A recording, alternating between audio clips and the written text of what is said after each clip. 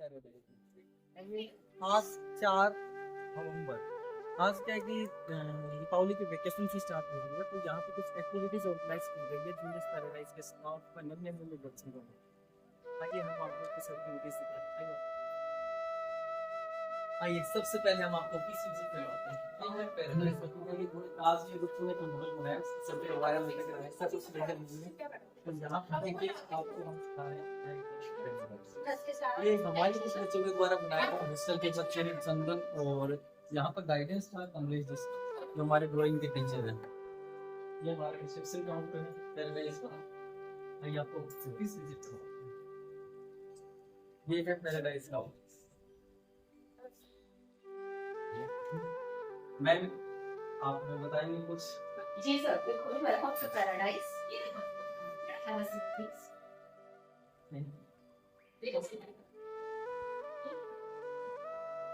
तो मैं सबसे पहले मेरा क्वेश्चन आपसे क्वेश्चन कि पास ही में अपना जीनियस स्कूल है जो पॉलिटिकल कैसे स्कूल है, तो वो आपने स्टार्ट किया सक्सेसफुली। वो लगभग रन हुआ लंबे समय तक, जैसे लगभग कितने साल? 17 इयर्स 17 years। तो पैराडाइज आपने कब स्टार्ट? सर, पैराडाइज ये अभी हमने स्टार्ट किया है 17 मई को 2023 में इसकी ओपनिंग की। और काफी लंबे समय से डायरेक्टर सर और मैं ये सोच रहे थे कि हमने पहले की जनरेशन, यानी 1 दशक से ज्यादा हो गया है कि हमारे यहाँ बच्चे पढ़ चुके हैं। अब चूंकि हम लोग छोटे टाउन एरियाज में रहते हैं, यहाँ फैमिली की इम्पोर्टेंस बहुत ज्यादा होती है। और पढ़ाई के अभाव में, या जैसे मेरी ख्वाहिश है कि मेरा बच्चा शहरों की जैसे बड़ी स्कूलों में पढ़े, जहाँ प्ले वे मेथड से ज्यादा बच्चों को पढ़ाया जाए, उन्हें बहुत अच्छी सी फैसिलिटीज मिले।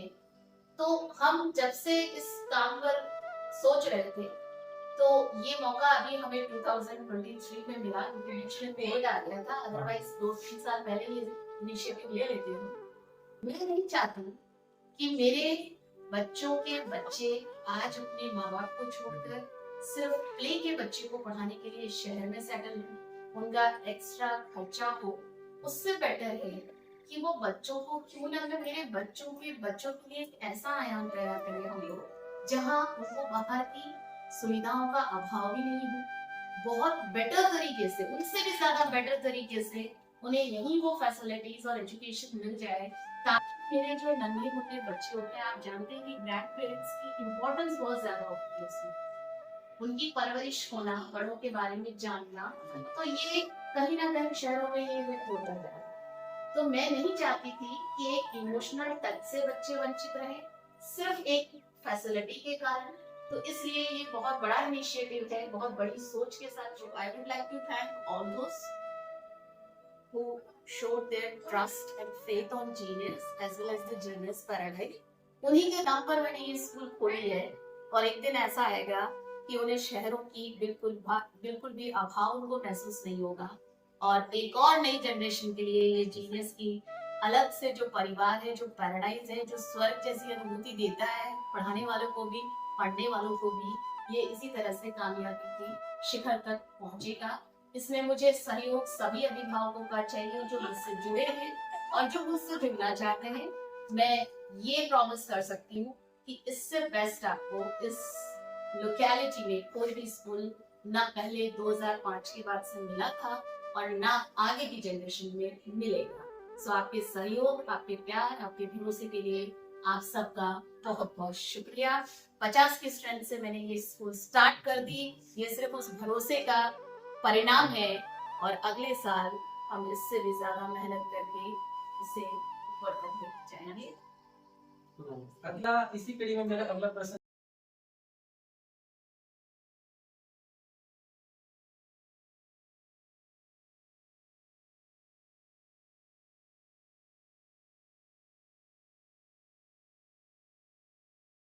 5 में भी झेलने पड़े थे। स्टार्टिंग सबसे बड़ा इशू इसमें ये रहता है कि हमें ऐसे बच्चों को चुनना है जो पढ़ना चाहिए, फिर उनके हिसाब से उनको पूरी फैसिलिटीज प्रोवाइड करनी है, ऐसी फैसिलिटीज जो उनको इस रेट में या इस फीस में मिले जिससे उनकी पॉकेट में भी ज्यादा वजन नहीं हो और वो बहुत अच्छे से पढ़ सके। कि उस समय में शायद ज्यादा स्कूलें सीनियर नहीं रही थी, अपनी ही है और चल रही है लंबे समय से, तो बेटर फैसिलिटीज, मिनिमम या एक नॉमिनल फीस स्ट्रक्चर जो पेरेंट्स अफोर्ड कर सके, और डायरेक्टर्स जो जीनियस के हैं वो चाहते हैं कि सबसे बेहतर से बेहतर सुविधाएं, भले ही आप फीस कम रखें, तो और एजुकेशन के साथ कोई कॉम्प्रोमाइज नहीं। ये इस स्कूल का जो फोटे है वो है डिसिप्लिन, ठीक है, सिंसियरिटी, रेगुलरिटी और ऑनेस्टी। इन 4 स्तंभों पे ये जीनियस खड़ा है और सबने भरोसा दिखाया। तो अब इस स्कूल के लिए भी सबसे बड़ा स्ट्रक्चर यही था कि हम और क्या बेटरमेंट कर सके जिसे पेरेंट्स अफोर्ड कर सके। और मैं बहुत खुशनसीब हूँ कि जिन्होंने एडमिशन कराया उन्होंने एक बार भी ये नहीं सोचा कि फीस बहुत ज्यादा रख रहे हैं या मैडम, क्योंकि उन्हें पता था कि अगर मैम 1 रुपया या सर 1 रुपया भी ले रहे हैं एक्स्ट्रा, तो वो हमें 100 रुपीज बैक देंगे, यानी जस्ट डबल से ज्यादा हमको इसमें मिलने वाला है।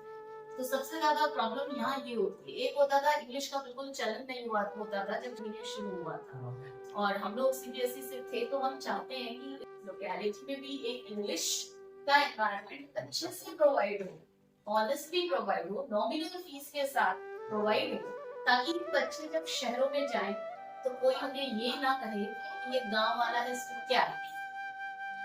तो इस पूरे बेस को तैयार करने का जो चैलेंज है वो आज भी है और शायद आगे भी रहेगा, क्योंकि जैसे जैसे समय बढ़ता है हर एक स्कूलें खुलती रहती है, उनकी सोच बदलती रहती है। बट अगर जहाँ ऑनेस्टी होगी, सिंसियरिटी होगी, डेडिकेशन होगा, वहाँ लंबे समय के लिए ये चलेगा। जैसे अपने पास में genius children senior secondary school, उस पे बिल्कुल सेपरेट प्री प्राइमरी है सर, ठीक है, वहाँ भी मैं 17 इयर्स से यही एफर्ट्स कर रही हूँ, बट उससे अब एडवांस चाहिए लोगों को, फैसिलिटी वाइज चाहिए, मुझे थोड़ा सा इसका एनवायरनमेंट भी अलग चाहिए ताकि जो वर्बल लैंग्वेजेस है इसको मैं एनहांस कर सकूं, तो वो चीज वहाँ थोड़ी कम हो पाई।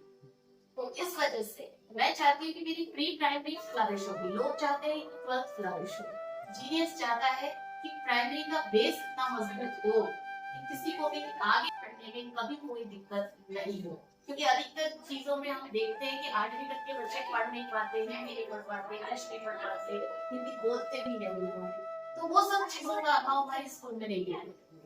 क्यों? क्योंकि मैं प्ले के बच्चे से स्टार्ट हो रही हूँ और 17 ईयर्स से लगातार यही मेहनत हो रही है कि प्राइमरी जितनी सुंदर होगी, जितनी अच्छी होगी, उतनी सुंदर एक सीनियर होती है, उसका रिजल्ट प्रोफेसर देखता है और आगे भी देखेगा।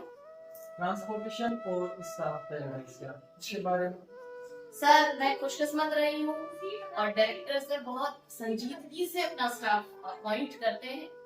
पहले डेमो होता है, हमें क्वालिफिकेशन से ज्यादा ये देखना होता है कि क्लास के अंदर टीचर कितना डेडिकेटेड है और कितना अच्छे से वो अपने आप अपना जो इनपुट है उसको प्रोवाइड कर पा रहा है चिल्ड्रंस। तो उसके आधार पर डायरेक्टर्स, स्टाफ का डेमो प्लस स्टूडेंट्स का फीडबैक, इन तीनों के आधार पर हम टीचर अपॉइंट करते हैं। नो मैटर कि वो महंगा मिल रहा है या सस्ता है या काम कर रहा है या क्वालिफाइड बहुत ज्यादा है या नहीं। कई बार ऐसा होता है कि जरूरी नहीं कि बीएड हो टीचर्स, ये एक क्राइटेरिया हमारा नहीं रहता है मोस्टली। पहला पॉइंट ये नहीं है, हालांकि ये नेसेसिटी है, लेकिन ये पॉइंट नहीं है। अगर आप प्रोवाइड कर रहे हो, अगर आप कमजोर बच्चे को सिखा पा रहे हो, then we will say that he or she is a good teacher. तो स्टाफ हमेशा से 2005 से लेकर आज तक हमें डेडिकेट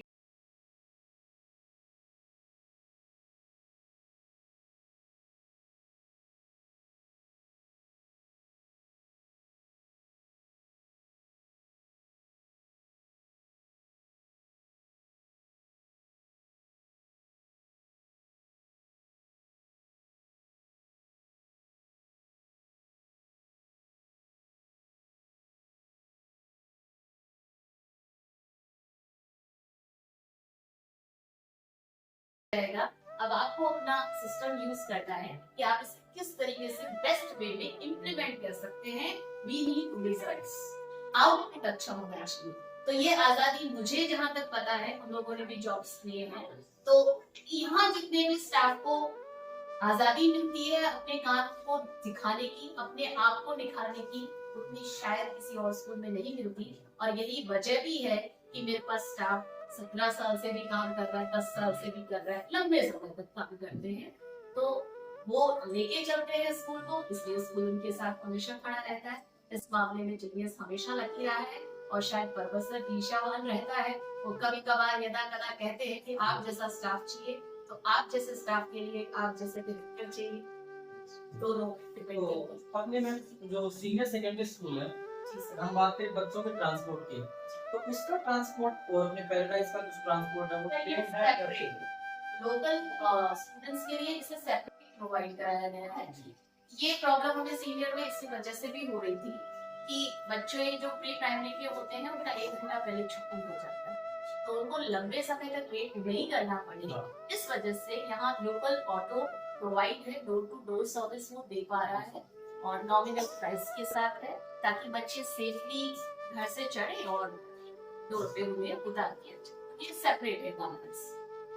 नेक्स्ट क्वेश्चन है मैम मेरा कि अपना जो प्राइमरी तक स्कूल प्ले क्लास है, तो इसका फीस स्ट्रक्चर क्या रहता है? जैसे हम सिटी के स्कूल से कंपेयर करें तो सिटी में बड़े अकॉर्डिंग सिटी के अगर हम कंपैरिजन करेंगे तो ये बहुत मिनिमम फीस मुझे लगती है, क्योंकि हम लोग भी पहले प्री प्राइमरी 40 साल पहले पढ़ चुके हुए हैं। प्री प्राइमरी का कॉन्सेप्ट हमारे जीवन में रहा है और जो मेरे जीवन में रहा है वही हमने यहाँ के बच्चों को देने की कोशिश की है। बहुत से लोग कहते हैं कि प्ले का बच्चा क्या पढ़ेगा, पर मुझे लगता है कि बड़ा बनने के लिए उसे प्ले पढ़ना, और अगर प्री प्राइमरी वो बहुत अच्छे से पढ़ता है तो उन पेरेंट्स को टीचर्स को कोई कंप्लेंट नहीं होती। तो हालांकि वहां से थोड़ा सा, क्योंकि फैसिलिटी एंड ऑल चीज में एक्स्ट्रा प्रोवाइड करा रही हूँ, तो यहाँ का जो फीस स्ट्रक्चर अभी इस साल है वो 22,000 है। 20,000 फीस है, 2,000 activity lawns and plus conveyance 5,000, तो total 27,000 in 3 instalment they have to पे।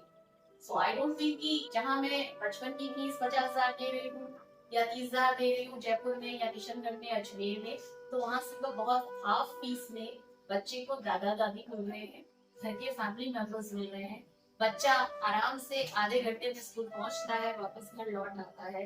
तो फैमिली के आगे मुझे नहीं लगता कि ये बहुत ज्यादा है।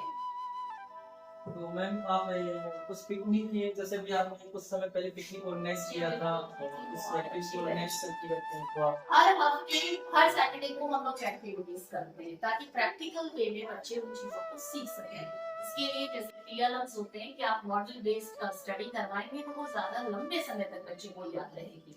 एक होता है जस्ट रिटर्न किया एंड फिनिश हो गया हमारा, तो बच्चे बोर्ड वर्क भी करते हैं, नोटबुक एंड बुक्स को यूज करते हैं। उसके बाद डेली एक एक्टिविटी होती है किसी भी एजुकेशनल टॉपिक को लेकर या एनवायरनमेंट को लेकर, या जिससे भी अपने पिकनिक गए तो उन्हें पता चला कि कैसे चढ़ना है बसेस में, कैसे उतरना है, अपने आप को बाहर के एनवायरनमेंट में कैसे ऑर्गेनाइज करना है। तो प्रैक्टिकली मोड से इसे आगे तक ले जाने के लिए लंबे समय तक बच्चे याद रखें, इसी वजह से इसका पूरा स्ट्रक्चर सेपरेट। आपसे रिक्वेस्ट है मैम, मेरी कैंपस विजिट करवाएंगे? हाँ बिल्कुल sir, please welcome. Subscribe now and press the bell icon. Never miss an update.